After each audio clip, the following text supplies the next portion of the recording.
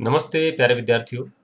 जैसा कि आप जानते हैं कि हम पूर्व में नागमती संदेश खंड के 7 भागों पर पूर्व में चर्चा कर चुके हैं और एक और भाग को लेकर के मैं हमारी आज की कक्षा में उपस्थित हुआ हूँ।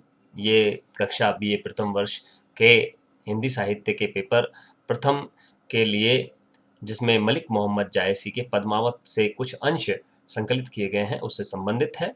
और आइए अब हम नागमती संदेश खंड के 8वें भाग पर चर्चा करते हैं।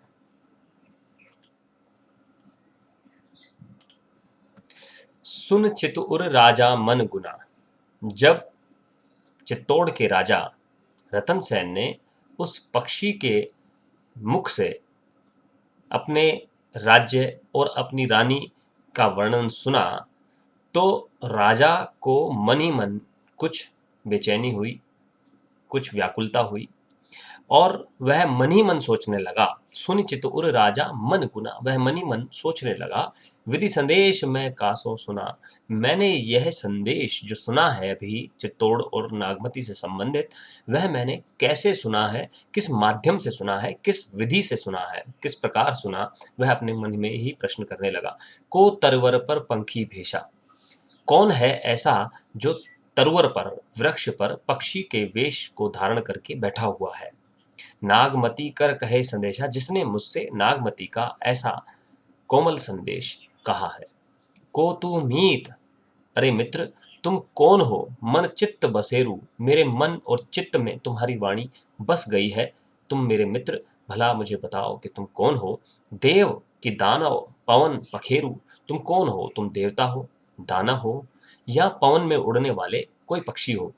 ब्रह्म विष्णु बाचा है तोई, तुमने ब्रह्मा और विष्णु जैसी श्रेष्ठ वाणी मुझसे कही है। सो निज बात कहे तू मोही, तू मुझसे अपनी बात कहे। कहाँ सो नागमती तैं देखी, तू मुझे इस बात को बता कि तूने नागमती को कहाँ देखा। कहे सी बिरह जस मन ही बिसेखी, और तू मुझे बता मन को विशेष रूप से प्रभावित करने वाले उस विरह की कथा तूने कहाँ सुनी। यानी कि वह पूछना चाहता है कि नागमती को तुमने कहाँ देखा और नागमती की इस वियोग अवस्था, विरह अवस्था को तुमने किससे सुना या कहाँ तुमने उसका अनुभव लिया। हो सोई राजा भा जोगी, तुम सुनो मैं वही राजा हूँ। हो मतलब मैं, सोई राजा वही राजा हूँ, भा जोगी जो योगी बन करके चला गया था सिंघल द्वीप। यही कारण वह ऐसी वियोगी, और तुम्हें मैं बता दूं कि मैं वही राजा हूं जिसके कारण, जिसके विरह में, जिसके वियोग में व्याकुल होकर के आज उसकी ऐसी दशा हो गई है। जस्तु पखी महू दिन भरो, हे पक्षी जैसा तू अनुभव कर रहा है अपने मन में, जिस वियोग की पीड़ा को, तुम नागमती के वियोग की पीड़ा को जैसा अनुभव कर रहे हो, ऐसे ही मैं भी वियोग की पीड़ा को अनुभव करता हूँ। जस तू पखी महू दिन भरो, मैं भी दिन भर उसी पीड़ा को अनुभव करता हूँ। चाहो कबहि जाए उड़ी परो, और मैं चाहता हूँ कि मैं उड़कर चला जाऊं और अपनी रानी से मिल लूं। तो यहाँ वह कहना चाहता है कि हे पक्षी, जिस पीड़ा का तुम अनुभव कर रहे हो, मैं भी उसी पीड़ा से व्याकुल हूँ और मैं चाहता हूँ कि मैं शीघ्र अतिशीघ्र रानी के पास पहुँच जाऊं उड़कर।